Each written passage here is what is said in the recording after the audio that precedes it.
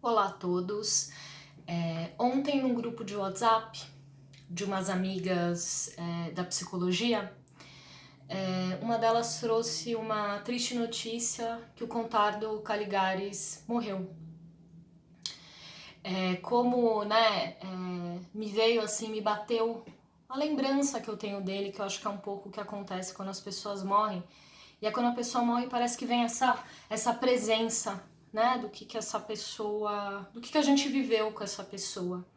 E eu fiquei com vontade de dividir o que eu vivi com o Caligares, que na verdade eu vivi pela leitura de um livro dele quando eu estava assim quase me formando, nos meus primeiros anos de depois que eu me formei da psicologia, uma psicóloga nova que estava começando, e eu li um livro dele chamado Cartas a um Jovem Terapeuta.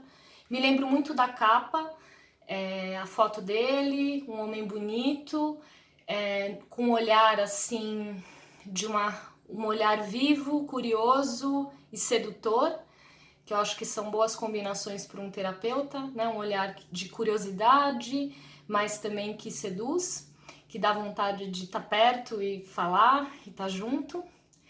E nesse livro ele trouxe duas coisas, uma cena e uma frase assim que eu fiquei com vontade de dividir.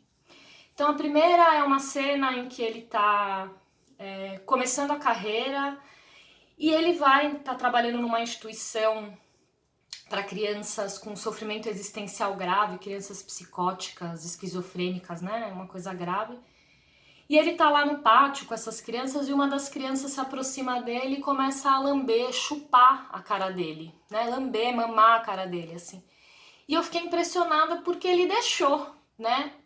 Então me veio essa coisa, nossa, como nós, como terapeutas, a gente empresta coisas, né? A gente empresta ouvido, a gente empresta nosso foco, a nossa atenção e, principalmente no trabalho com crianças e crianças graves, a gente empresta o nosso corpo. Eu fiquei impressionada não com a criança, mas com ele ali, né, naquele ato de se deixar chupar por essa criança, que talvez num outro contexto você não deixaria, né, assim, alguém que você nem conhece babando em você, mas que tinha ali um gesto terapêutico, né, de que tinha algo que fazia sentido dentro daquele contexto. E aí eu vivi uma coisa muito parecida e o contato estava comigo nisso, porque eu fui trabalhar na clínica da PUC, logo que eu me formei, no aprimoramento lá da clínica da PUC de São Paulo, e eles têm um serviço que chama Giramundo, eu não sei se ainda tem, mas na época, há uma década atrás, tinha. E esse serviço cuidava de crianças também, né, graves. E aí tinha lá um menino eu era referência, terapeuta de referência, que ele cuspia em mim.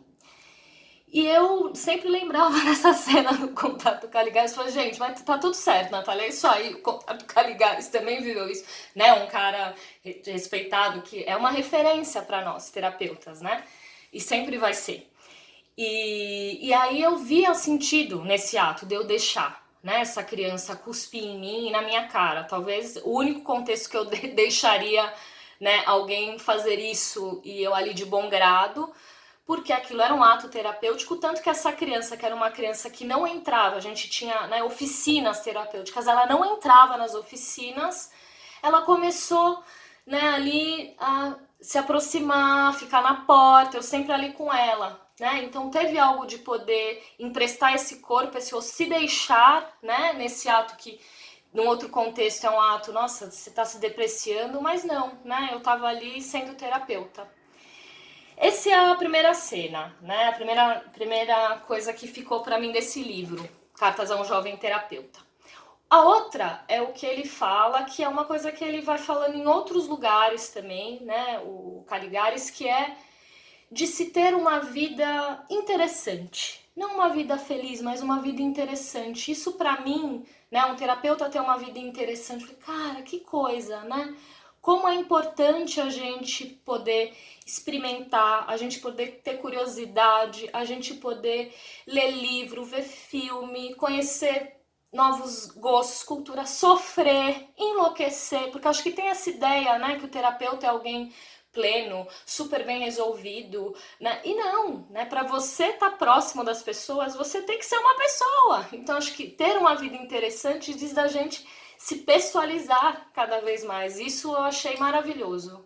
E eu sempre vou lembrar disso e vivo isso. Não é só uma lembrança, é viver.